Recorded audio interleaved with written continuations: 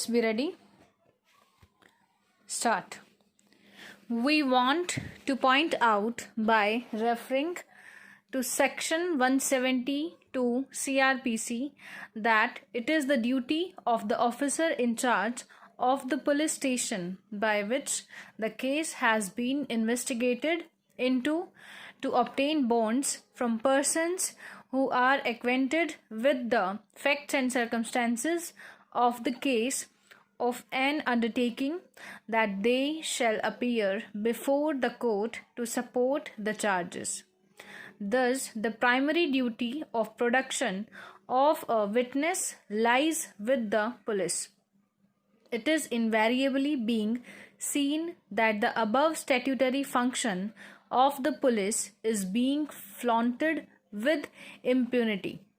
This section might not have been referred to by the Supreme Court in Shailendra Kumar Supra when their lordships was pointing out the above proposition of law that it was the duty of the officer in charge of the police station by which the case had been investigated into to remain present before the court of sessions with witnesses on day-to-day basis during hearing of such cases of serious charges which ordinarily go to the court of sessions, and the prosecution evidence must not to be shut out in want of production of witnesses.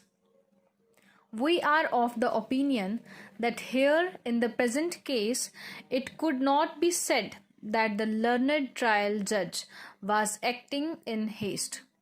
The learned judge was giving sufficient opportunity to the state of UP for producing the witnesses, but finding that no witness was produced, he was finally shutting out the prosecution case.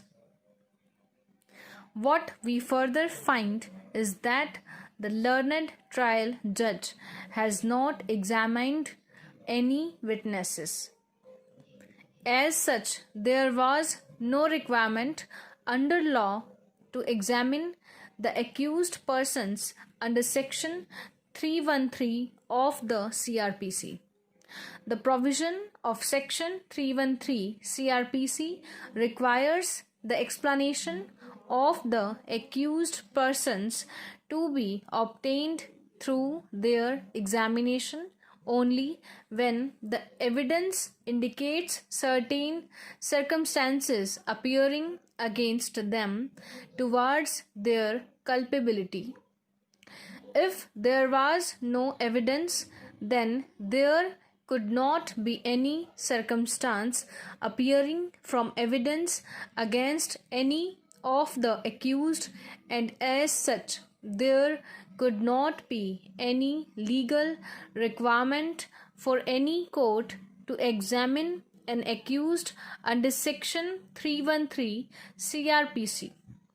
We are saddened to find that the highest court of the district was acting mechanically to observe the formality of law as it was never required to be observed in absence of any evidence. The FIR is not the evidence. It might be a document, value thereof has repeatedly been pointed out of as being a mere statement which could be used for corroborating or contradicting of the maker of document. The contents of such a document could not be utilized to infer the circumstances appearing against the accused from evidence, because a mere statement and evidence are two different things as per the simple definition of the terms. The evidence is defined by Section 3 of the Indian Evidence Act, and as such we find that that particular exercise of the learned sessions judge was not required to be made by law. Stop.